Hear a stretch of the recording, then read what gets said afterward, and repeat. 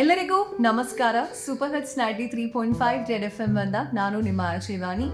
ಇವತ್ತು ನಮ್ಮ ಜೊತೆಗೆ ವಿಶೇಷ ಅತಿಥಿಗಳಿದ್ದಾರೆ. CR ಚಂದ್ರಶೇಖರ್ ಸರ್, ಪದ್ಮಶ್ರೀ ಪ್ರಶಸ್ತಿ ಪುರಸ್ಕೃತರಾದಂತಹ ಕರ್ನಾಟಕದ ಅಷ್ಟೇ ಅಲ್ಲದೆ ಭಾರತದ ಅತ್ಯಂತ ಜನಪ್ರಿಯ ಮನೋವೈದ್ಯರಾಗಿದ್ದಾರೆ. ನಿಮಾನ್ಸಲ್ಲಿ ಮನೋವೈದ್ಯರಾಗಿ ಸೇವೆಯನ್ನ ಸಲ್ಲಿಸಿರುವಂತಹ CR ಚಂದ್ರಶೇಖರ್ ಸರ್ ಅವರು ಸಾಕಷ್ಟು ಪುಸ್ತಕಗಳನ್ನು ಕೂಡ ಹೊರತಂದಿದ್ದು, ಇವಾಗಲೂ ಕೂಡ ಸಾಕಷ್ಟು ಕಡೆ ಕರ್ನಾಟಕದಾದ್ಯಂತ ಓಡಾಡಿ ಅವರು ತಮ್ಮ ವಿಶೇಷವಾದಂಥ ಸ್ಪೀಚ್ನ ಕೊಡ್ತಿರ್ತಾರೆ. ಯುವ ಜನತೆಗೆ ಒಂದು ವಿಶಾಲತೆ ಬಗ್ಗೆ ಆಗಿರ್ಬೋದು, ನಮ್ಮ ಒಂದು ಮೆಂಟಲ್ ಹೆಲ್ತ್ ಬಗ್ಗೆ ಅವೇರ್ನೆಸ್ನ ಮೂಡಿಸ್ತಿರ್ತಾರೆ. ಬನ್ನಿ ಇವತ್ತು ಅವರೊಟ್ಟಿಗೆ ನಾವು ಮಾತಾಡೋಣ. ನಮಸ್ತೆ ಸರ್, ಶುಭೋದಯ. ನಮಸ್ಕಾರ. ಮುಖ್ಯವಾಗಿ ಸರ್, ಮೆಂಟಲ್ ಹೆಲ್ತ್ ಬಗ್ಗೆ ನಾವು ಮಾತಾಡಬೇಕು ಅಂತ ಹೇಳಿದ್ರೆ, ಸೊ ಜಾಸ್ತಿ ಜನ ಈ ಮೆಂಟಲ್ ಹೆಲ್ತ್ ಬಗ್ಗೆ ಕಾನ್ಸಂಟ್ರೇಟ್ ಮಾಡಲ್ಲ ಅಂತೇಳಿ ಅನ್ಸುತ್ತಾ ಸರ್, ಫಿಸಿಕಲ್ ಹೆಲ್ತ್ ಕಂಪೇರ್ ಮಾಡುತ್ತೆ? ಅಲ್ಲ, ನಮ್ಮಲ್ಲಿ ಮೊದಲಿಂದನೂ ನಾವೇ ಇಡೀ ಪ್ರಪಂಚದಲ್ಲಿ ಮನಸ್ಸಿನ ಬಗ್ಗೆ ಆಳವಾಗಿ ಯೋಚನೆ ಮಾಡಿದವರು, ಮನಸ್ಸನ್ನು ಅನುಭವಿಸಿದವರು. ಆದರೆ ಹಲವಾರು ಕಾರಣಗಳಿಂದ ಆ ಮನಸ್ಸಿನ ಬಗ್ಗೆ ಈಗ ತಿಳುವಳಿಕೆ ಭಾಳ ಕಡಿಮೆ. ಹಾಗೆ ಸ್ಟಿಗ್ಮಾ ಜಾಸ್ತಿ, ಸಾಮಾಜಿಕ ಕಳಂಕ. ಮನಸ್ಸಿಗೆ ಕಾಯಿಲೆ ಅಂತ ಯಾರೂ ಒಪ್ಪಲ್ಲ. ಹುಚ್ಚ ಅಂದ್ಬಿಡ್ತಾರೆ, ಹುಚ್ಚಿ ಅಂದ್ಬಿಡ್ತಾರೆ, ತಲೆಕೆಟ್ಟಿಲಿ ಅಂತಾರೆ, ಅಥವಾ ಮನಸ್ಸು ದುರ್ಬಲ ಅಂತಾರೆ, ಅವಮಾನ. ಅದು ದೇಹ ದುರ್ಬಲ ಅಂತ ಹೇಳ್ಕೊಳ್ತಾರೆ, ಅದರ ಮನಸ್ಸು ದುರ್ಬಲ ಅಂತ ಹೇಳೋಕ್ಕೆ ಯಾರು ಇಷ್ಟಪಡುತ್ತಾರೆ. ಹಾಗಾಗಿ ಒಂದು ತಿಳುವಳಿಕೆ ಕಡಿಮೆ. ನಂತರ ಕಾಯಿಲೆಗಳ ಬಗ್ಗೆ ಭಯ, ಕಾಯಿಲೆಗಳು ವಾಸಿ ಆಗೋದಿಲ್ಲ, ಮನೋರೋಗ್ಯಕ್ಕೆ ಮದ್ದಿಲ್ಲ ಅಂತಕ್ಕಂಥ ಆ ದೃಷ್ಟಿಯಿಂದ ಈಗ ಪರವಾಗಿಲ್ಲ. ಕಳೆದ ನಾವು 50-52 ವರ್ಷ ನಿಮಾನ್ಸ್ನಲ್ಲಿ ಇದ್ರ ಬಗ್ಗೆ ಸಾಕಷ್ಟು ಸಂಶೋಧನೆಗಳು ಮತ್ತು ಎಜುಕೇಷನ್ನು, ನಾನೇ ಒಂದು 300 ಪುಸ್ತಕ ಬರೆದಿದ್ದೇನೆ. ಹಾಗೆ ಇಡೀ ಭಾರತದಲ್ಲಿ ಜಿಲ್ಲಾ ಮಾನಸಿಕ ಆರೋಗ್ಯ ತಂದು ನಿಮ್ಗಳು ಮೊದಲು 80ರಲ್ಲಿ ಬಂದಾಗ ಭಾನುಮತಿ ಇನ್ವೆಸ್ಟಿಗೇಷನ್ಗೆ ಇಡೀ ಉತ್ತರ ಕರ್ನಾಟಕದಲ್ಲಿ ಒಬ್ಬ ಸೈಕಾಟ್ರಿಸ್ಟ್ ಇರಲಿಲ್ಲ. ಇದ್ದದ್ದು ಗುಲ್ಬರ್ಗ, ರಾಯಚೂರು, ಬಳ್ಳಾರಿ, ಮದೀನ, ಕೊಪ್ಪಳ, ಯಾದಗಿರಿ ಯಾರೂ ಇಲ್ಲ. ಜನ ಎಲ್ಲ Hyderabad mental hospital, Dharwad mental hospital. ಅದೇ ಈಗ ಪ್ರತಿ ಗುಲ್ಬರ್ಗದಲ್ಲೇ 12-13 ಜನ ಇದ್ದಾರೆ ಸೈಕಾಟ್ರಿಸ್ಟು. ಉತ್ತರ ಕರ್ನಾಟಕದಲ್ಲಿ ಒಂದು 50 ಸೈಕಾಟ್ರಿಸ್ಟ್ ಬಂದಿದ್ದಾರೆ ಈಗ. ಹಾಗಾಗಿ ಥಿಂಗ್ಸ್ ಆರ್ ಮಚ್ ಬೆಟರ್. ಈಗ ಕೌನ್ಸಿಲಿಂಗ್ ಅನ್ನೋ ಪದ ತುಂಬ ಜನರಿಗೆ ಒಪ್ಪಿಗೆ ಆಗಿದೆ. ಸೊ ನನಗೆ ಕೌನ್ಸಿಲ್ ಬೇಕು, ನನ್ನ ಮಗನ ಕೌನ್ಸಿಲ್ ಬೇಕು, ಈಗ SSC ಓದ್ತಾನೆ, ನಮ್ಮನ್ನು ಒಂದು ಸ್ವಲ್ಪ ಕೌನ್ಸಿಲ್ ಮಾಡಿ ತುಂಬ ಎದ್ದುಕೊಂಡ್ಬಿಟ್ಟಾನೆ, ಅಥವಾ ಫೇಲಾಗಿ ಬೇಜಾರು ಮಾಡ್ಕೊಂಡಿದ್ದಾನೆ. ಸೊ ಈ ಥರ ಕೌನ್ಸಿಲಿಂಗ್ ರೂಪದಲ್ಲಿ ಜನ ಬರ್ತಾರೆ ಈಗ. ಹಾಗೆ ಇಲ್ಲಿ ಇರ್ತಕ್ಕಂಥ ಎಲ್ಲ ಸೈಕಾಟ್ರಿಸ್ಟ್ಗೂ ಒಳ್ಳೆಯ ಪ್ರಾಕ್ಟೀಸ್ ಇದೆ. ಸೊ ಮತ್ತು ಅವರು ಸಾಕಷ್ಟು ಸಹಾಯ ಮಾಡ್ತಿದ್ದಾರೆ. ಇದು ಈಗಿನ ಚಿತ್ರ.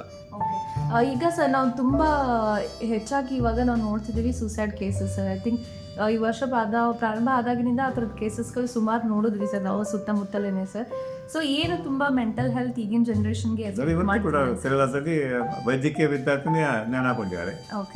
ಇವತ್ತಿನ ಪೇಪರ್ನಲ್ಲಿ ಅಥವಾ ವಾಟ್ಸಪ್ನಲ್ಲಿ ಮೆಸೇಜ್, ಗೂಗಲ್ನಲ್ಲಿ. ಸೊ ಹಾಗೆ NCRB ಪ್ರಕಾರ ಪ್ರತಿ 1 ಗಂಟೆಗೆ ಒಬ್ಬ ವಿದ್ಯಾರ್ಥಿ ಭಾರತದಲ್ಲಿ ಆತ್ಮಹತ್ಯೆ ಮಾಡಿಕೊಂಡು ಸಾಯುತ್ತಿದ್ದಾಳೆ.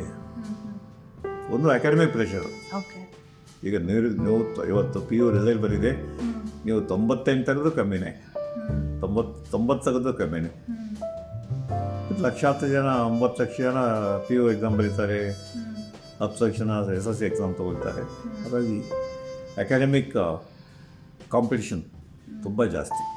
ಈಗ ನೀಟ್ ಎಕ್ಸಾಮ್ಗೆ 25 ಲಕ್ಷ ಬರೀತಾರೆ ಇರೋ 1.25 ಲಕ್ಷ ಸೀಟ್ಗೆ. ಹಾಗಾಗಿ ಅಕಾಡೆಮಿಕ್ ಪ್ರೆಷರ್ ಒಂದು.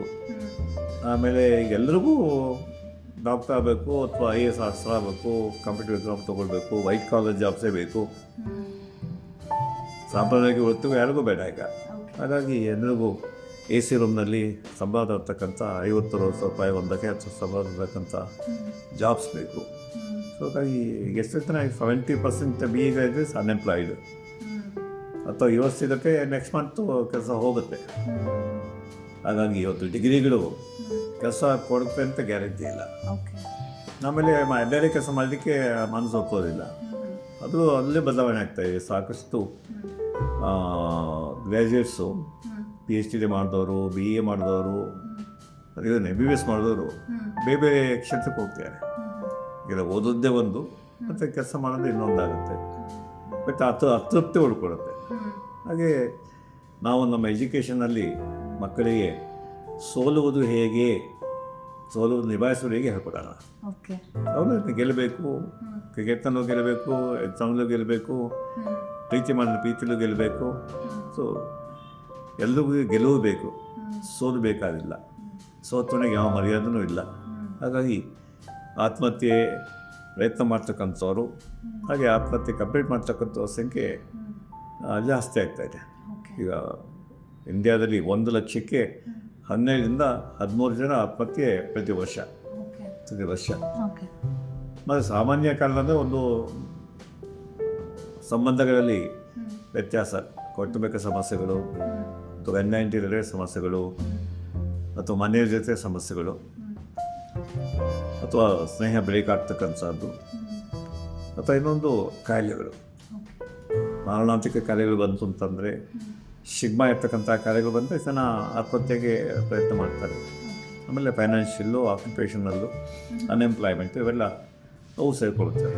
ಸಮಸ್ಯೆಯಿಂದ ಇವತ್ತು ಹತಾಶೆ ಮತ್ತು ನಿರಾಶೆ ಯೋಜನೆಯಲ್ಲಿ ಅತಿ ಹೆಚ್ಚಾಗಿದೆ. ಮತ್ತು ಅಲ್ಲಿ ಶ್ರಮ ಪಡ್ತಕ್ಕಂಥ ಪ್ರವೃತ್ತಿ ಇಲ್ಲವೇ ಇಲ್ಲ. ಏನೋ ಶ್ರಮ ಇರೋದು ಅವರಿಗೆ ರಿಸಲ್ಟ್ ಬೇಕು. ಹಾಗೆ ಶ್ರದ್ಧೆ ಇಲ್ಲ, ಸಹನೆ ಇಲ್ಲ. ಕಂಪೇರ್ ಮಾಡ್ಕೊಳ್ತಾರೆ. ನಾನಿರುವಾಗೆ ನಾನು ಒಪ್ಕೊಳ್ಳೋದಿಲ್ಲ, ಅವರಾಗಿರಬೇಕು, ಇವರಾಗಿರಬೇಕು. ಹಾಗೆ ನಮ್ಮ ಐಕಾನ್ಸ್ಗಳೆಲ್ಲ ನಮ್ಮ ಸಿನಿಮಾ ಆರ್ಟಿಸ್ಟ್ಗಳು, ಆ್ಯಕ್ಟರ್ಸ್ಗಳು ಅಥವಾ ಸ್ಪೋರ್ಟ್ಸ್ ಹೀರೋಗಳು, ಹೀರೋಯಿನ್ಸ್ಗಳು, ಅವರು they are becoming bad marks. ಹೇಗೆ ಜೀವಿಸಬಾರ್ದು ಹಾಗೆ ಜೀವನ ಮಾಡ್ತಿದ್ದಾರೆ. ಅವ್ರಿಗೆ ಯಾವುದೇ ನೈತಿಕ ಮೌಲ್ಯಗಳು ಭಾಳ ಜನಕ್ಕೆ ಇಲ್ಲವೇ ಇಲ್ಲ. ವಿಷಯಪಟ್ಟರಾಯಿತು, ಮೋಜು ಮಸ್ತಿ ಮಾಡಿದ್ರಾಯಿತು. ಹಾಗಾಗಿ ನಮ್ಮ ಸಿನಿಮಾಗಳು, ಹಾಗೆ ಟಿ ವಿಯಲ್ಲಿ ಬರ್ತಕ್ಕಂಥ ಶೋಗಳು ಅಂತ ಈಗ ಮೊಬೈಲ್ನಲ್ಲಿ ಇನ್ಸ್ಟಾಗ್ರಾಮ್ ಇರ್ಬೋದು, ಇಲ್ಲಾಂದರೆ ವಾಟ್ಸಪ್ ಇರ್ಬೋದು, ಅಥವಾ ಇವೆಲ್ಲ ಅವು ಜನಗಳಿಗೆ ಬದುಕುವ ರೀತಿ ಹೇಳ್ಕೊಡ್ದೇ ಮತ್ತೆ ನಿರಾಶೆಯನ್ನು ಬಿತ್ತತ್ವೆ. ಇದು ಮೂಲ ಸಮಸ್ಯೆಗೆ ಕಾರಣ ಆಗ್ತಾಯಿದೆ. ಓಕೆ. ಈಗ ಸರ್, ನಮಗೆ ಈಗ ಒಬ್ಬ ವ್ಯಕ್ತಿಗೆ ಮೆಂಟಲ್ ಹೆಲ್ತ್ ಪ್ರಾಬ್ಲಮ್ ಆಗಿದೆ ಅಥವಾ ಇವ್ರಿಗೆ ಏನೋ ಡಿಸ್ಟರ್ಬ್ ಮೈಂಡ್ ಇದೆ ಅಂತೇಳಿ ಕಂಡು ಹಿಡ್ಕೊಳ್ಳೋದು ಹೇಗೆ ಸರ್? ಅಥವಾ ಪೇರೆಂಟ್ಸಿಗೆ ಮಕ್ಕಳ ಬಗ್ಗೆ ಗೊತ್ತಾಗೋದು ಹೇಗೆ, ಮಕ್ಕಳಿಗೆ ಪೇರೆಂಟ್ಸ್ ಬಗ್ಗೆ ಗೊತ್ತಾಗೋದು ಸಿಂಪ್ಟಮ್ಸ್ ಇರುತ್ತೆ? ಸರಿ, ಮುಖ್ಯ ಎರಡು ಸಾಮಾನ್ಯ ಮಾನಸಿಕ ಅಸ್ವಸ್ಥತೆ ಅಂತಂದರೆ ಡಿಪ್ರೆಷನ್ ಮತ್ತು ಆ್ಯಂಗ್ಸೈಟಿ. ಈಗ ಕೋವಿಡ್ ನಂತರ 30% of people are depressed, are anxious all over the world. ಆತಂಕ ಮನೋಬೇನೆ, ಯಾಕೆ ನಾಳೆ ಏನಾಗುತ್ತೋ ಗೊತ್ತಿಲ್ಲ, ಅನ್ಸರ್ಟನಿಟಿ, ನನಗೆ ಭದ್ರತೆ ಭಾವನೆ ಇಲ್ಲ, ಅಭದ್ರತೆ, ಆಮೇಲೆ ನನಗೆ ಬೇಕಾದ ಸಿಗೋದಿಲ್ಲ, ಇಷ್ಟಪಟ್ಟು ಸಿಗೋದಿಲ್ಲ. ಈಗ ಬೇಸಿಕ್ ನೀಡ್ಸು ಎಲ್ಲ ಜಾಸ್ತಿ ಮಾಡ್ಕೊಂಡು, ಬೇಸಿಕ್ ಆಹಾರ ಕೂಡ ನಮಗೆ ಸರಳ ಆಹಾರ ಬೇಡ, ಅತ್ಯಂತ ಕಾಸ್ಟ್ಲಿ ಆಹಾರ ಬೇಕು. ಅಥವಾ ವೆಹಿಕಲ್, ಈಗ ಬಸ್ನಲ್ಲಿ ಯಾರೋ ಓಡಾಡಲ್ಲ, ಎಲ್ಲೂ ಕಾರು ಬೇಕು, ಅದ್ರ ಕಾರಲ್ಲಿ ದೊಡ್ಡ ಕಾರಾಗಿಡಬೇಕು. ಹೀಗಾಗಿ ಭೋಗ ಜೀವನದ ಹಿಂದೆ ಬಿದ್ದಿರೋದ್ರಿಂದ ನಿರಾಶೆ ಕತ್ತಿತ್ತು ಬುತ್ತಿ ಆಗುತ್ತೆ. ಹಾಗೆ ನನ್ನವರು ತನ್ನವರು ಅನ್ನೋ ಇಲ್ಲವೇ ಇಲ್ಲ.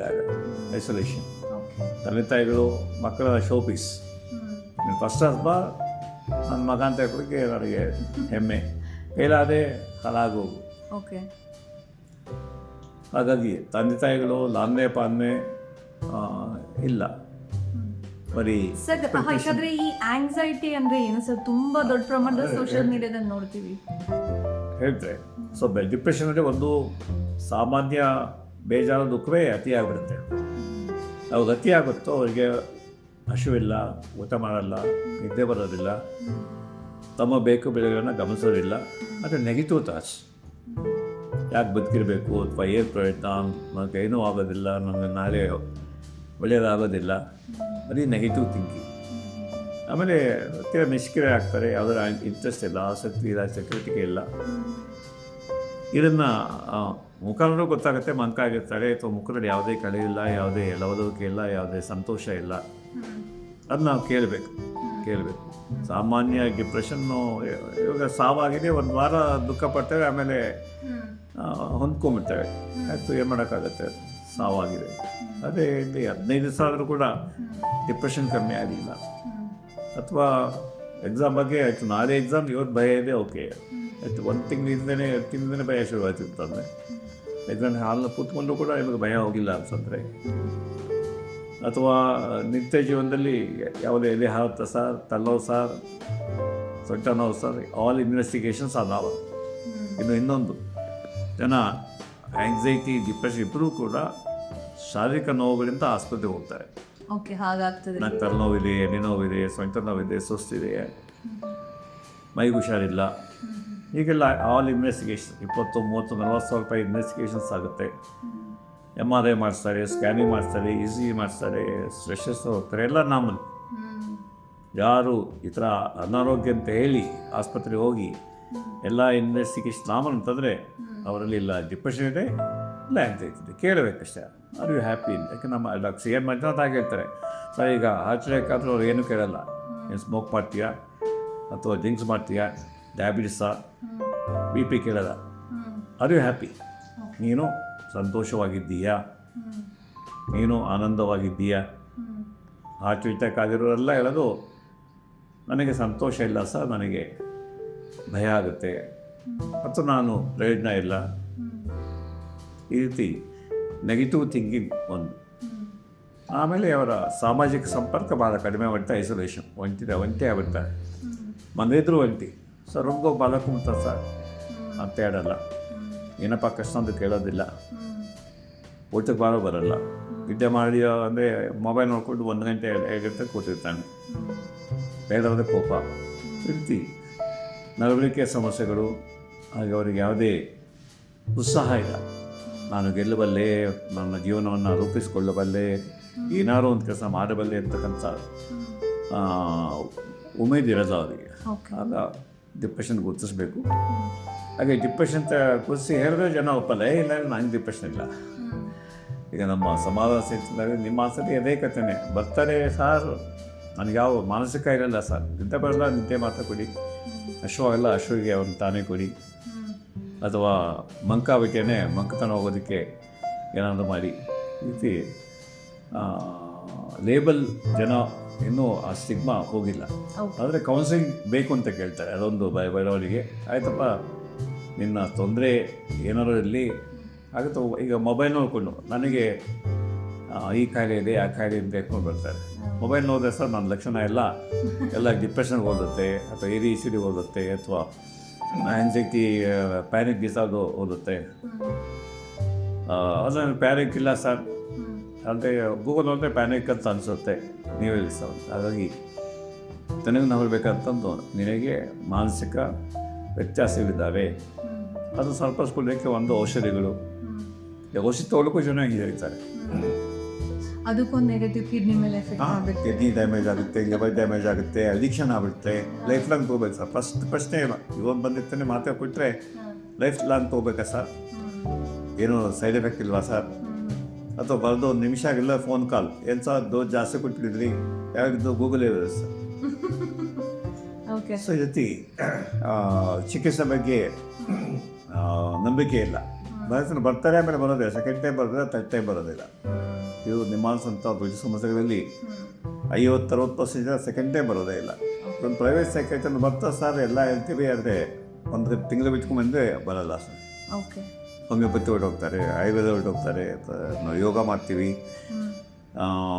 ಅಥವಾ ಪ್ರಾಣಿ ಕ್ಲೀನಿಂಗ್ ಮಾಡಿಸ್ಕೊಳ್ತೇವೆ. ಈಗ ನಮ್ಮ ದೇಶವೆಲ್ಲ ಪಾಪ್ಯುಲಾರಿಟಿ ಬಂದುಬಿಟ್ಟಿವೆ. ಹೌದು ಸರ್, ಹೌದು. ಆ್ಯಡ್ ಕೊಟ್ಟು ನಿಮಗೆ ಔಷಧಿ ಬೇಡ, ಏನು ಬೇಡ, ನಮ್ಮ ಹತ್ರ ಬನ್ನಿ, ಔಷಧಿ ಇಲ್ಲದೆ ನಾವು ನಿಮಗೆ ವಾಸಿ ಮಾಡುತ್ತೇವೆ. ಅದು ನ್ಯಾಚುರೋಪತಿ ಇರ್ಬೋದು, ಅಥವಾ ಪ್ರಾಣಿ ಕ್ಲೀನಿಂಗ್ ಇರ್ಬೋದು, ಇಲ್ಲಾಂತಂದರೆ ರೈಕಿ ಇರ್ಬೋದು, ಮತ್ತು ಯೋಗ ಮತ್ತು ಮೆಡಿಟೇಷನ್ ನಾವು ದೊಡ್ಡ ಪ್ರಚಾರದೊಂದಿಗೆ ಜನಪ್ರಿಯ ಆಗುತ್ತಿದೆ. ಎಲ್ಲದಕ್ಕೂ ಯೋಗ. ಆಮೇಲೆ ಯೋಗ ಪತಂಜಲಿ ಹೇಳಿದ್ದೇನು, ಯೋಗ ಮಾಡುವುದರಿಂದ ನಿಮ್ಮ ಚಿತ್ತವೃತ್ತಿಗಳು ಕಟ್ಟಲು ಬರ್ತವೆ, ಆಗ ಮನಸ್ಸು ಶಾಂತವಾಗುತ್ತೆ, ಏರ್ ರಿಲ್ಯಾಕ್ಸ್ ಆಗುತ್ತೆ, ಆರೋಗ್ಯ ವೃದ್ಧಿ ಆಗುತ್ತೆ. ಈಗ ಡಯಾಬಿಟಿಸ್ಗೊಂದು ಯೋಗ ಮಾಡಿ, BPಗೊಂದು ಯೋಗ ಮಾಡಿ, ಮಕ್ಕಳಾಗಿ ಅದಕ್ಕೊಂದು ಯೋಗ ಮಾಡಿ, ಅದನ್ನು ಪಿಲ್ ಥರ ಮಾಡೋಕ್ಕೆ ಮೇಲೆ ಅವರು ಟ್ರೈನಿಂಗ್ ಏನಾಗಿದೆ, 1 ತಿಂಗಳು 2 ತಿಂಗಳು ಟ್ರೈನಿಂಗ್ ಆಗಿ ಯೋಗಾಚಾರ್ಯ ಬೋರ್ಡ್ ಹಾಕೊಂಡ್ಬಿಡ್ತಾರೆ. ಮನೆ ಮುಂದೆ ಯೋಗಾಚಾರ್ಯ, ಇದು ಎಲ್ಲ ಕಾಯಿಲೆಗಳನ್ನು ವಾಸ ಮಾಡಲಾಗುವುದು.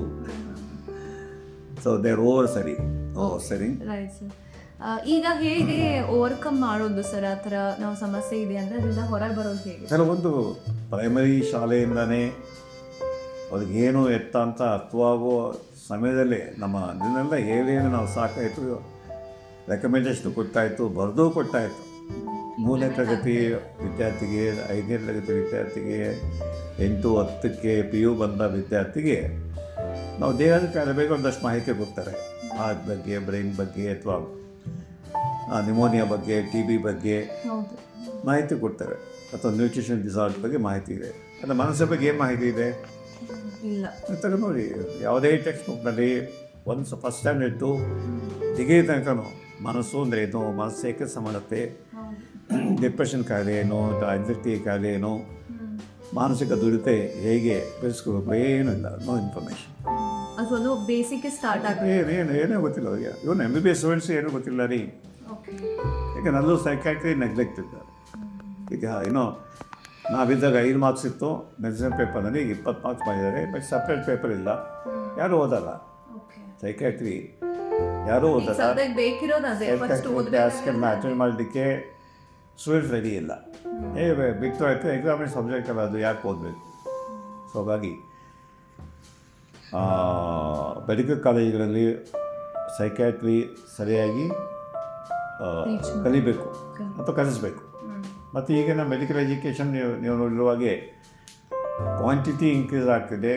720 ಮೆಡಿಕಲ್ ಕಾಲೇಜ್, ನಾನು ಜಾಯ್ನ್ ಆದಾಗ 250 ಇತ್ತು. ಈಗ ಎಷ್ಟಾಗಿದೆ? 750 ಮೆಡಿಕಲ್ ಕಾಲೇಜು. ಕರ್ನಾಟಕದಲ್ಲೇ 70-75 ಮೆಡಿಕಲ್ ಕಾಲೇಜ್ ಇದೆ. Quality big zero. ಎಲ್ಲ ಪ್ರೈವೇಟ್ ಮೆಡಿಕಲ್ ಕಾಲೇಜಲ್ಲಿ 250 ಜನ ಸ್ಟೂಡೆಂಟ್ಸನ್ನು ಅಡ್ಮಿಟ್ ಮಾಡ್ತೀವಿ. 200 ಜನಕ್ಕೆ ಏನು ಪಾಠ ಮಾಡ್ತೀರಿ, ಏನು ಪ್ರಾಕ್ಟಿಕಲ್ ಟ್ರೈನಿಂಗ್ ಕೊಡ್ತೀರಿ ಅವರಿಗೆ? ಬರೀ 4 ವರ್ಷ ಹೇಗೋ ಪಾಸ್ ಮಾಡಿಕೊಡ್ತಾರೆ, ಮತ್ತೆ ಕ್ರಮಕ್ಕೆ ಓದಿ MBBS ಡಿಗ್ರಿ ಬರ್ತದೆ. ಬೇಸಿಕ್ಸ್ ಏನೋ ಗೊತ್ತಿರೋದು, ಏನೋ ಗೊತ್ತಿರ್ತಾರೆ. ಆಮೇಲೆ PG ಮಾಡಬೇಕು. PG ಮಾಡಬೇಕು ಅಂದರೆ ಈಗ ಕೋಟಿಗಟ್ಟೆ ಹಣ ಬೇಕು. ಈಗ PG ಸೀಸಾ ಆಕ್ಷನ್ ಪಬ್ಲಿಕ ಮಾರಾಟಕ್ಕೆ ಇದ್ದಾರೆ. ಯಾರು ಹೆಚ್ಚಿಗೆ ಬಿಡ್ ಮಾಡ್ತಾರೋ ಅವರಿಗೆ ಸೀಟು. ಇವಾಗ ನಿಮ್ಮ ಮಗನಿಗೆ ಅಥವಾ ನಿಮ್ಮ ಬ್ರದರ್ಗೆ PG ಸಿಗಬೇಕು ಅಂತಾರೆ, ಎಷ್ಟಮ್ಮ ಕೊಡ್ತೀವಿ ಅಂತ ಕೇಳ್ತಾರೆ. ಸೊ ಹಾಗಾಗಿ ಮೆಡಿಕಲ್ ಎಜುಕೇಷನ್ ಕ್ವಾಲಿಟಿ ಹೋಯಿತು. ಹಾಗೆ ನಂಬರ್ ಜಾಸ್ತಿ ಆಗ್ತಿದೆ.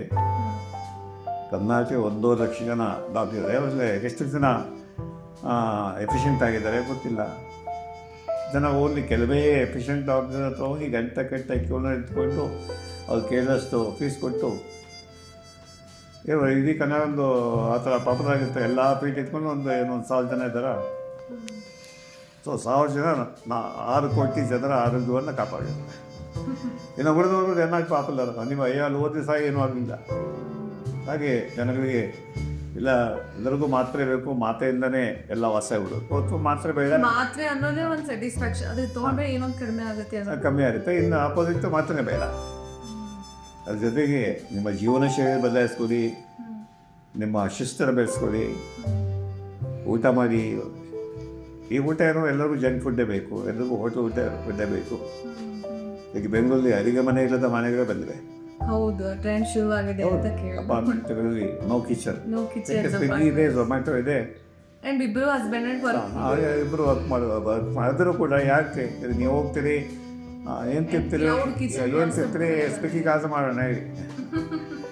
ಅಡಿಗೆ ಮನೆಗೆ ಹೋಗಿ ವರೇಶ ಅಲ್ಲ, ನಿಮ್ಮ ಮಾತಾಡ್ಕೊಟ್ಟು 10 ನಿಮಿಷದಲ್ಲಿ ಸ್ವಿಗ್ಗಿದು ಬರ್ತಾನೆ, ನಿಮಗೆ ಆತಿಥ್ಯ ಮಾಡಿ ಬೇಕಾದ ತಿಂದು ಬೇಗ ದೇಶದ್ದು ದುಡ್ಡಿದೆ.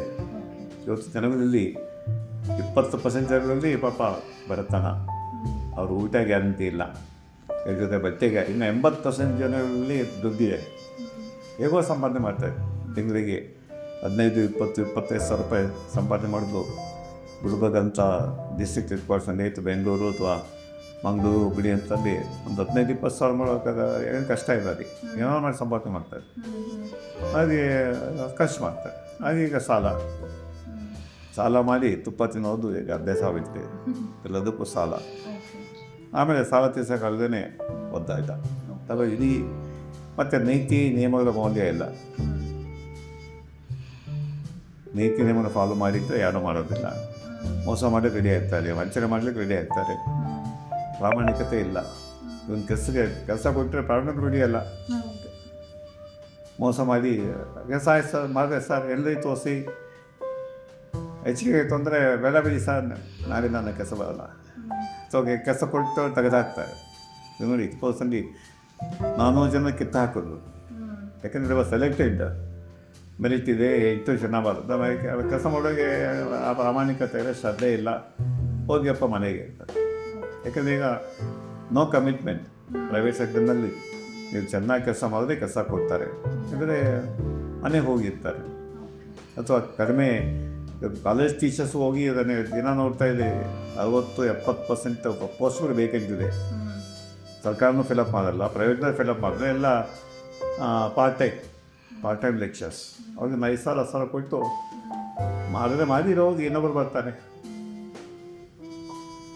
ಚಿಕನ್ ಅವ್ರನ್ನ ತೆಗೆದುಕೊಂಡು ಅವ್ರಿಗೆ ಗ್ರೋಮಿಂಗ್ ಮಾಡಿ, ನೀವು ಇದು ನಮ್ಮ ಸಂಸ್ಥೆಗೆ ನೀವು ಕೆಲಸ ಮಾಡಬೇಕು ಅನ್ನೋ ಆ ಒಂದು ಶಿಸ್ತನ್ನ ಅವ್ರು ಕಲಿಸೋದೇ ಇಲ್ಲ. ಇವರು ಕಮಿಟ್ಮೆಂಟ್ ಇಲ್ಲ. ಬಿಡಿಸ ಇವತ್ತೇ ನೀವು ಇನ್ನೊಂದು ಶಾಲೆ, ಇನ್ನೊಂದು ಕಾಲೇಜು, ಅವ್ರ ನೀವೇ ಇನ್ನೊಬ್ಬ ಬರ್ತಾನೆ ಹೋಗು. ಆಗ ನಾವು ಒಂದು ಸಂಸ್ಥೆ ಸೇರ್ತಂದರೆ ಆ ಸಂಸ್ಥೆ ನಮ್ಮದು ಅಂತ ಹೇಳಿ ಅದಕ್ಕೆ ಕಮಿಟ್ ಮಾಡಿಕೊಂಡು ಸೇವೆ ಮಾಡ್ತಿದ್ರು ಅವತ್ತು ಜನ. ಈಗ ಆ ಕಮಿಟ್ಮೆಂಟ್ ಯಾರದ್ದು ಇಲ್ಲ. ಈಗ ಇದೆಲ್ಲ ಒಟ್ಟಾರೆ ಇಡೀ ಸಮುದಾಯ, ಸಮಾಜ, ವ್ಯಕ್ತಿಗಳು ಹಾಗೆ ಭಾಳ ಜನ ಅವರಿಗೆ ಏನೋ ಶ್ರಮ ಇದ್ದರೆ ಅವರಿಗೆ ಫಲ ಬೇಕು. ಹಾಗಾಗಿ ಅದು ಯುವಕರಾಗಿರ್ಬೋದು, ಮಕ್ಕಳೇ ಆಗ್ಬೋದು, ಇಲ್ಲ ಅಂತಂದರೆ ಮತ್ತೀಗ ಇಳಿ ವಯಸ್ಸಲ್ಲಿ ಯಾರು ಕೆಲವರಿಲ್ಲ. ಇಳಿ ವಯಸ್ಸವರು ಈಗ ನೆಗ್ಲೆಕ್ಟೆಡ್. ಈಗ ವಯಸ್ಸಾದವ್ರ ಸಂಖ್ಯೆ ಈಗ 10%, 60 ಸಂಖ್ಯೆ 10% ಹೋಗಿದೆ. ಈಗ ಇನ್ನೊಂದು 10 ವರ್ಷದಲ್ಲಿ ಅದು 20%, 25% ಹೋಗುತ್ತೆ. ಈಗ ಜನ ಬದುಕ್ತಾರೆ, ಆದರೆ ಅವ್ರ ಕ್ವಾಲಿಟಿ ಆಫ್ ಲೈಫು ಇಲ್ಲ. 40 ರಿಟೈರ್ ಆಗುತ್ತೆ, ಇನ್ಕಮ್ ಇಲ್ಲ, ಮಕ್ಕಳು ನೋಡ್ಕೊಳ್ಳೋದಿಲ್ಲ. ತಂದೆಗಳನ್ನ ನೋಡ್ಕೊಳ್ತಕ್ಕಂಥ ಮಕ್ಕಳ ಸಂಖ್ಯೆ ಕಮ್ಮಿ ಆಗ್ತಿದೆ. ಸೊ ಹಾಗಾಗಿ ಒಂದು ಕಡೆ ಯಂಗರ್ ಜನ್ರೇಷನ್ನು ಸಫರ್ ಆಗ್ತಾರೆ, ಇನ್ನೊಂದು ಕಡೆ ಓಲ್ಡರ್ ಜನ್ರೇಷನ್ ಅವರು ಫ್ರಸ್ಟ್ರೇಷನ್ ಹೋಗ್ತಾರೆ, ಡಿಪ್ರೆಷನ್ನು, ಡೆಮೆನ್ಷಿಯಾ. ಮತ್ತು ಅವ್ರ ಕೇರಿಂಗ್ ಹೇಗೆ ಕುಟುಂಬಕ್ಕೂ ಹೊರೆ, ಸಮಾಜಕ್ಕೂ ಹೊರೆ. ಏಕೆಂದರೆ ಅವರು ಪ್ರೊಡಕ್ಟಿವ್ ಅಲ್ಲ, 66 ಪ್ರೊಡಕ್ಟಿವಿಟಿ ಇಲ್ಲ. ಮತ್ತು ಅವ್ರದ್ದು ಇನ್ಕಮ್ ಕಮ್ಮಿ ಆಗುತ್ತೆ. ಯಂಗ್ಸ್ಟರ್ಸು ಅವ್ರ ಬಗ್ಗೆ ಹೆಚ್ಚಿಗೆ ಗಮನ ಕೊಡೋದಿಲ್ಲ. ಸೊ ಹಾಗಾಗಿ ಇಡೀ ಪಾಪ್ಯುಲೇಷನ್ ಒಂದು ರೀತಿ ಡಿಪ್ರೆಷನ್, ಆ್ಯಂಗ್ಸೈಟಿ. ಅಫ್ಕೋರ್ಸ್ ಬೇರೆ ಸೀರಿಯಸ್ ಸ್ಕಿಜೋಫ್ರೆನಿಯಾ, ಬೈಪೋಲರ್ ಅವೆಲ್ಲ ಎಷ್ಟಿಗೆ ಅಷ್ಟೇ ಇದ್ದಾರೆ. ಆದರೆ ಟ್ರೀಟ್ಮೆಂಟ್ಗೆ ಕೊರತೆ, ಕಂಪ್ಲೀಟ್ ಮಾಡಲ್ಲ. ಮತ್ತು ಮನೆಯವ್ರು ನೋಡ್ಕೊಳ್ಳೋದಿಲ್ಲ, ತಿರಸ್ಕಾರ ಮಾಡ್ತಾರೆ ಅಂತ. ಈಗ ಅಡಿಕ್ಷನ್ ಭಾಳ ದೊಡ್ಡ ಬೆಳೀತಾ ಇದೆ. ಯಾಕಂದರೆ ಆಲ್ಕೋಹಾಲು, ಸ್ಮೋಕಿಂಗು ಲೀಗಲ್ ಫ್ಯಾಕ್ಟ್ಸು. ಸರ್ಕಾರಗಳೇ ಎನ್ಕರೇಜ್ ಮಾಡಿ ಹೆಚ್ಚು ಕುಡೀರಿ, ಮಧ್ಯರಾತ್ರಿ 1 ಗಂಟೆ ತನಕ 2 ಗಂಟೆ ತನಕ ನೀವು ಆಲ್ಕೋಹಾಲ್ ಕೊಂಡ್ಕೋಬೋದು. So 60% people are taking alcohol no, smoking. ಆಮೇಲೆ ಗಾಂಜಾ ಮತ್ತು ಬೇರೆ ಡ್ರಗ್ಸು. ಒಂದು India is a transit country. ಬೇರೆ ದೇಶಕ್ಕೆ ಹೋಗೋದಕ್ಕೆ ಇದ್ರ ಮುಖಾಂತರ ಹೋಗೋದು ಅಷ್ಟೇ. ಈಗ India is a target country. ಎಲ್ಲ ಅಫ್ಘಾನಿಸ್ತಾನ ಅಥವಾ ಆ ಕಡೆ ಈ ಕಡೆ ಚೈನಾದಿಂದ ಮತ್ತೊಂದು ಕಡೆಯಿಂದ ಬರೋ ಡ್ರಗ್ಸ್ ಎಲ್ಲ ಇಂಡಿಯಾಗೆ ಸಪ್ಲೈ ಆಗ್ತಾಯಿದೆ. ಟನ್ಗಟ್ಟಲೆ ಗಾಂಜಾ ಬಂದು ಬೀಳ್ತಾ ಇದೆ, ಟನ್ಗಟ್ಟಲೆ MLD ಬೀಳ್ತಾ ಇದೆ. ಹಾಗೆ ದೇ ಯೂಸ್ ಎಕ್ಸಸ್ ಟು ಪೆಡಿಟ್. ನಿಮ್ಮ ಹತ್ರ ಬಂದು 10 ಪ್ಯಾಕೆಟ್ ಇದೆ, ನೀವು 3 ಪ್ಯಾಕೆಟ್ ಉಪಯೋಗಿಸಿ, 7 ಪ್ಯಾಕೆಟ್ ಮಾಡಿಬಿಟ್ಟು ನಮ್ಗೆ ಹಣ ಕೊಡಿ.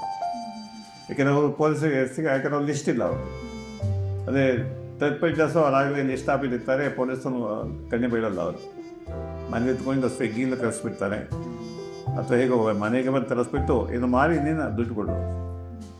ಬೆಸ್ಟ್ ಎಂಟರ್ಟೈನ್ಮೆಂಟ್ಗಾಗಿ ಲೈಕ್, ಫಾಲೋ ಮತ್ತು ಸಬ್ಸ್ಕ್ರೈಬ್ ಮಾಡಿ ರೆಡ್ FM ಕನ್ನಡ.